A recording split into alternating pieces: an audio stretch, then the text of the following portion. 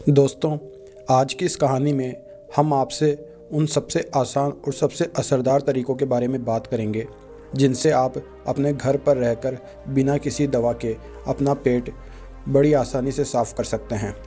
इसके बाद हम आपको भोजन के 3 नियमों के बारे में भी बताएंगे, इसलिए इस कहानी को ध्यान से सुनें और ऐसी ही प्रेरणादायक वीडियो पाने के लिए चैनल को सब्सक्राइब जरूर कर लें। किसी गांव में रामू नाम का व्यक्ति रहता था। वह अपने पेट को लेकर बहुत ही ज़्यादा परेशान रहता था। वह एक दिन एक महात्मा के पास जाता है, क्योंकि वह महात्मा आयुर्वेद के बड़े ज्ञानी थे।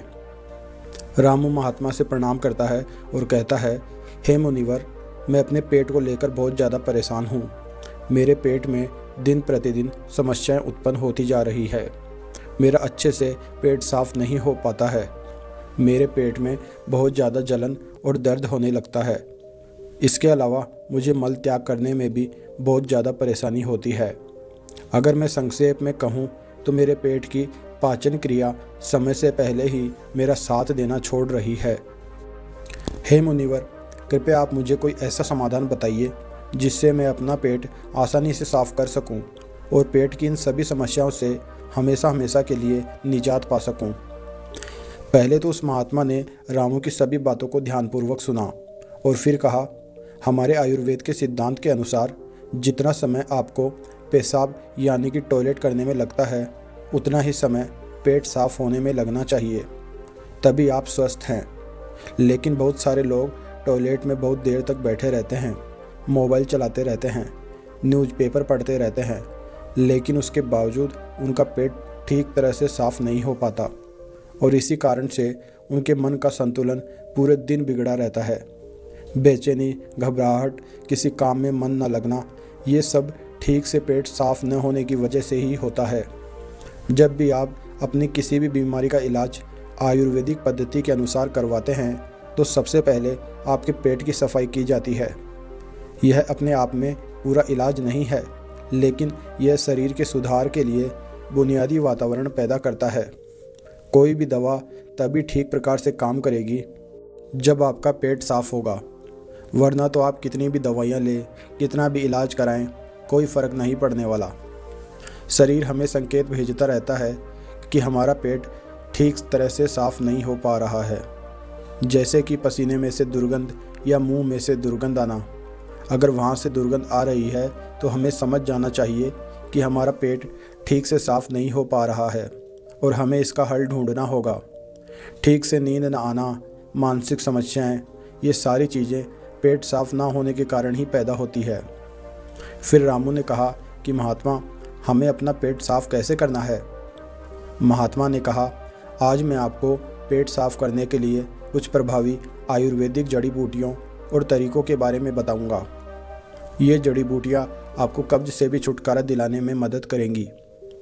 महात्मा की इन्हीं बातों को सुनकर रामू बहुत ज़्यादा उत्साहित हो जाता है और कहता है, महात्मन, कृपया आप मुझे उन सभी तरीकों के बारे में जानकारी दो जिससे मैं अपना पेट हमेशा के लिए स्वस्थ और साफ रख सकूं। इसके बाद महात्मा पहला तरीका बताते हुए कहते हैं, सबसे पहले हमें ये समझना चाहिए कि आज के समय में हमारी दिनचर्या और हमारा खान पान पूरी तरह से बदल चुका है और उसी बदलाव की वजह से हमारे शरीर में विभिन्न प्रकार की बीमारियां पैदा होती है और हमारा पेट भी ठीक से साफ नहीं हो पाता। उदाहरण के लिए आज के समय में ज़्यादातर लोग फ्रिज का पानी पीते हैं, जो कि बहुत ठंडा होता है, और जितना ठंडा पानी आप पिएंगे आपके पेट में जमा गंदगी उतनी ही सख्त होती जाएगी और इसी कारण से कब्ज जैसी बीमारियां पैदा होती है। अगर पानी को गर्म करके गुनगुना करके पिया जाए तो पेट की गंदगी बड़ी आसानी से बाहर आ जाएगी। सुबह उठते ही 2 गिलास गुनगुना पानी करके आराम से घूंट घूंट करके पिएं। कुछ लोगों को लग रहा होगा कि घूंट घूंट करके पीने में बहुत समय लगेगा, लेकिन अगर यहाँ पर समय नहीं लगाएंगे तो टॉयलेट में समय लगेगा। ये सबसे आसान और घरेलू नुस्खा है जो सब लोग अपना सकते हैं। बस संयम और नियम की ज़रूरत होती है। देखिए, ठीक तरह से पानी पीना आपकी बहुत सारी बीमारियों को ख़त्म कर सकता है। जितना हो सके दिन में ज़्यादा से ज़्यादा पानी पिएं, लेकिन याद रहे, ठंडा पानी पीने की बजाय गर्म करके गुनगुना पानी पिएं। आजकल बाज़ार में ऐसी बोतलें भी आती है कि जिनमें आप जैसा पानी डालेंगे पानी वैसा ही रहेगा।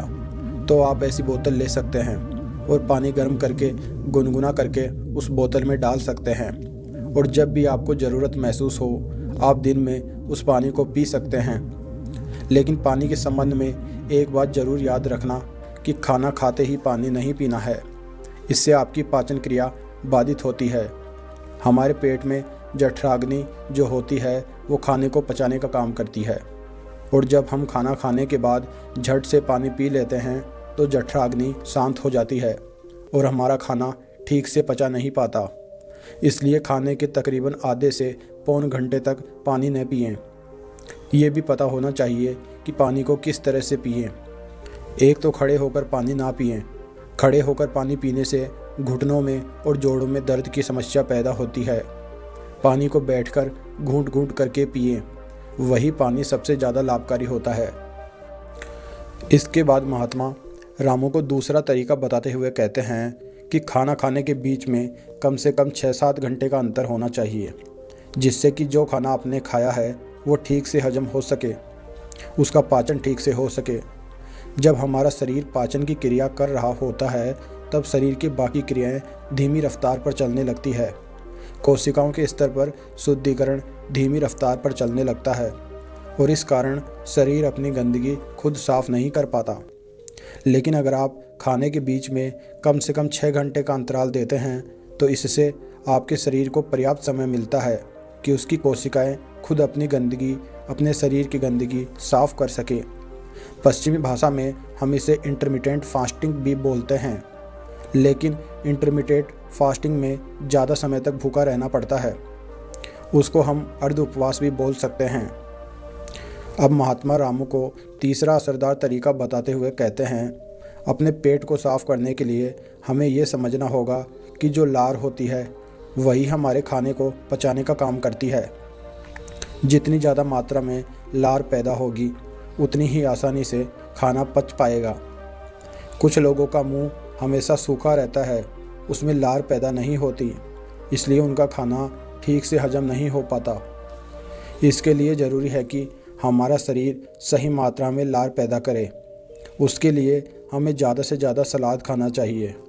सलाद खाने से लार पैदा होती है, जिससे हमारा खाना आसानी से हजम हो जाता है। इसके अलावा खाना खाने के बाद कुछ मीठा खाया जा सकता है। जिन लोगों को शुगर या डायबिटीज़ नहीं है वे आसानी से मीठा खा सकते हैं, और वो मीठा खाने के कारण उनके शरीर में लार पैदा होने लगती है, जिससे कि पाचन क्रिया आसान हो जाती है। अगर आप सलाद को खाना खाने से पहले खाते हैं तो वो ज़्यादा लाभकारी होता है। उससे आपकी भूख बढ़ती है और आपके शरीर में लार पैदा होनी शुरू हो जाती है। इसके बाद महात्मा ने रामू को चौथे तरीके में अपनी आहार नली को साफ़ रखने के बारे में बताया। उसको हम कैसे साफ़ रख सकते हैं? देखिए, आहार नली में से ही खाना हमारे पेट में जाता है। अगर आहार नली ठीक से साफ़ नहीं होगी तो हमारे खाने के साथ ऐसे कीटाणु हमारे पेट में पहुँचेंगे जो हमारे शरीर को विभिन्न प्रकार से नुकसान पहुँचाएंगे। इसलिए ज़रूरी हो जाता है कि जो आहार नली है उसमें जो कीटाणु है उनकी ठीक से सफाई हो जाए, और इसके लिए सबसे ज़्यादा लाभकारी होता है नीम। नीम एक ऐसा दिव्य पेड़ है जो भारत में बड़ी आसानी के साथ उपलब्ध हो जाता है, हर जगह मिल जाता है। नीम की पत्तियों को और हल्दी को पीसकर एक छोटी सी गोली बन जाती है। कुछ दिनों तक सुबह उठकर उस गोली को पानी के साथ सीधा गटक लिया जाए, जिससे कि आपकी आहार नली पूरी तरह से साफ़ हो जाए। हमेशा नहीं करना है, ये सिर्फ 7 दिनों तक करें। 7 दिनों में आपकी आहार नली पूरी तरह से साफ़ हो जाएगी। हर 3 महीने में इसको दोहराते रहें, जिससे कि आपकी आहार नली समय समय पर साफ़ होती रहे और आपके पेट में ऐसे कीटाणु कभी ना पहुंच पाए जो आपकी पाचन क्रिया को बाधित करते हैं। महात्मा ने 5वां और आखिरी तरीका बताते हुए कहा, रामू, यह तरीका उन लोगों के लिए है जिन्हें ज़्यादातर समय कब्ज की समस्या रहती है। जिन लोगों को लंबे समय से कब्ज की समस्या है वो अरंडी के तेल का इस्तेमाल करें। रात में सोने से पहले 1 गिलास दूध के अंदर आधा चम्मच गुनगुना अरंडी का तेल मिलाकर पिए। 1 हफ्ता पीने के बाद पुरानी से पुरानी कब्ज भी ठीक हो जाती है। ये अरंडी का तेल दूध में गुनगुना करके ही मिलाएं और सिर्फ आधा चम्मच ही मिलानी है। सोने से पहले पीना है। इससे क्या होगा? इससे आपकी आंतों के पास एक चिकनाई की परत बन जाएगी, एक कवच बन जाएगा, जिसके कारण से आपकी आंतों में खाना नहीं चिपकेगा। और खाना अगर आंत में नहीं चिपकेगा तो कब्ज की समस्या कभी नहीं होगी। देसी अरंडी का तेल लें। पैकिंग में जो तेल आता है, जो अंग्रेजी होता है, वह उतना लाभकारी नहीं होता है। किसी भी पंसारी से खुले पीपे में से तेल लें। एक तो वो सस्ता भी होगा और दूसरा वो लाभकारी भी होगा। इसके अलावा सोने से पहले त्रिफला का भी सेवन किया जा सकता है। आंवला, बहेड़ा और हरड़, ये तीनों ऐसे जादुई फल हैं जिनसे मिलकर त्रिफला बनता है। इन तीनों की अलग अलग खूबियाँ हैं, लेकिन अगर ये तीनों एक साथ मिला दिया जाए तो इनकी दिव्यता, इनके गुण और भी ज़्यादा बढ़ जाते हैं। रात को सोने से पहले गुनगुने पानी के साथ आधा चम्मच त्रिफला का सेवन किया जाए तो शरीर की सारी गंदगी बड़ी आसानी से साफ़ हो जाएगी। कोई प्रयास नहीं करना पड़ेगा, कोई ज़ोर ज़बरदस्ती करने की आवश्यकता ही नहीं रहेगी। तो ये कुछ आसान से घरेलू उपाय थे जिनको अपनाकर कोई भी अपने शरीर को स्वस्थ रख सकता है, अपने पेट की ठीक से सफाई कर सकता है। पेट साफ करने के बाद महात्मा ने रामू से कहा, अब मैं आपको भोजन के उन 3 नियमों के बारे में बताने जा रहा हूँ, जिसे अपनाने पर पेट से संबंधित कोई भी बीमारी नहीं होगी, क्योंकि पेट में होने वाली बीमारियाँ हमारे खान पान पर निर्भर करती है। महात्मा ने पहला नियम बताते हुए शुरू किया, अपने आहार में 60 से 70% सजीव भोजन शामिल करें, चाहे वह फल हो, हरी सब्जियां हो, सूखे मेवे हों या अंकुरित अनाज हो। कुल मिलाकर इसे पकाया नहीं जाना चाहिए। ज़्यादातर लोग मृत भोजन खाते हैं और फिर स्वस्थ रहने की उम्मीद करते हैं। मृत भोजन खाने का मतलब है कि हम किसी मृत चीज़ से जीवन निकाल रहे हैं, इसलिए इसमें कुछ लगेगा। हमारे शरीर से ऊर्जा निकलती है तो यह हमें ऊर्जा देती है। भोजन को पचाने के लिए आवश्यक सभी पाचक रस न केवल शरीर में पाए जाते हैं बल्कि उस भोजन में भी पाए जाते हैं। लेकिन जब हम उस भोजन को पकाते हैं तो उसमें से बहुत से पाचक रस नष्ट हो जाते हैं, और जब हम बिना पाचक रसों के खाना खाते हैं तो हमारे शरीर को उन सभी पाचक रसों को दोबारा बनाना पड़ता है जो नष्ट हो गए हैं।